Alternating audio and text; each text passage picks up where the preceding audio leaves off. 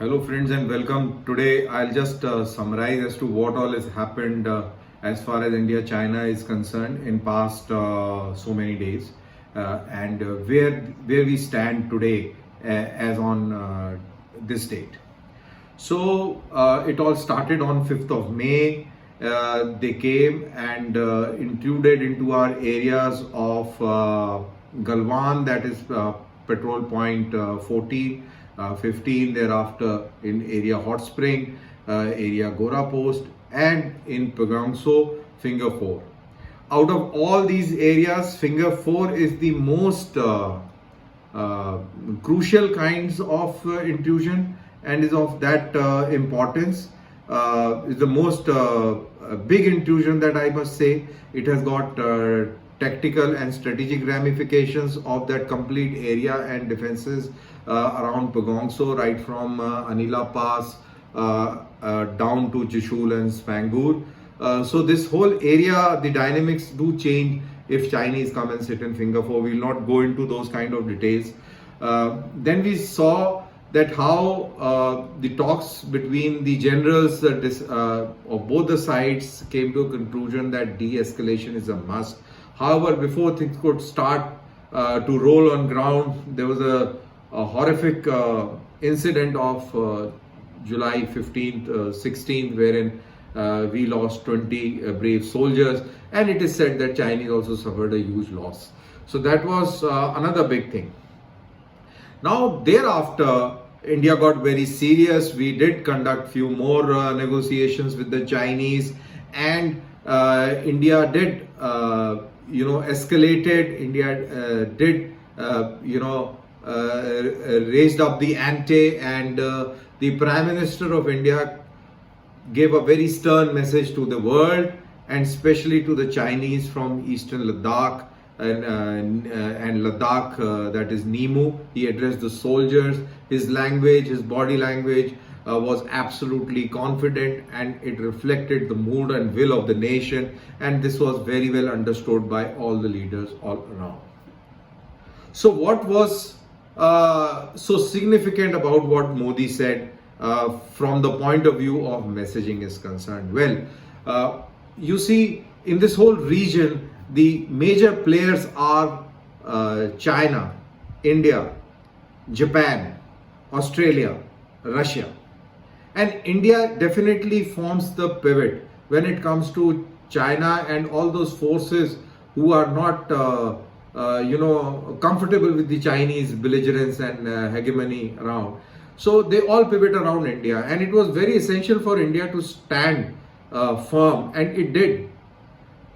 India showed that leadership, India showed that will, the strength and the resolve, and world immediately got around and stood behind India. India's cause was registered immediately. This was because of the strength that was displayed, and this was very clearly seen when Narendra Modi was talking to the world while he was addressing the troops at Nimu. Now de-escalation process has started, but what exactly has happened apart from Narendra Modi speech? Well, Narendra Modi might have given a speech and given that message to all of us to see on the television, but what exactly happened behind the scenes was that countries like Russia, countries like France, Japan and Australia came and stood by with India. United States of America, it came overtly, overwhelmingly, and brought in two career forces. Mind you, one career force is having the kind of armament that it carries, has got a potential to destroy complete of China. So two career groups are poised and threatening China from the east and southeast, and all in support of India. Hereafter, Chinese are feeling the heat. Despite Chinese having requested the Russians not to sell arms to India, it did not materialize. The whole world is standing with India. Chinese are isolated, and they have Pakistan to their side and Korea to their side. We'll talk about Pakistan in the end. So this is what has happened.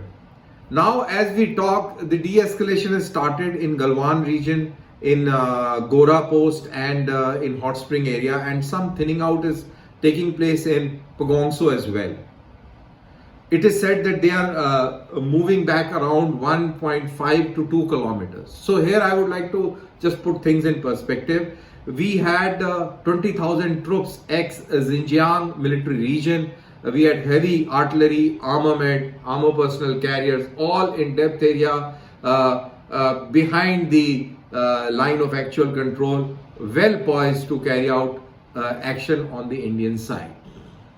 So if you go mathematically, these guys traveled all the way from Xinjiang to line of actual control, stretching from Depsang right up till Demchok, 20,000 of them. And in that 2,000 kilometers of march from Xinjiang, they have just reeled back around 1.5 to 2 kilometers. So if you talk in terms of mathematics, it's not a big thing that is taking place or taken place, and we cannot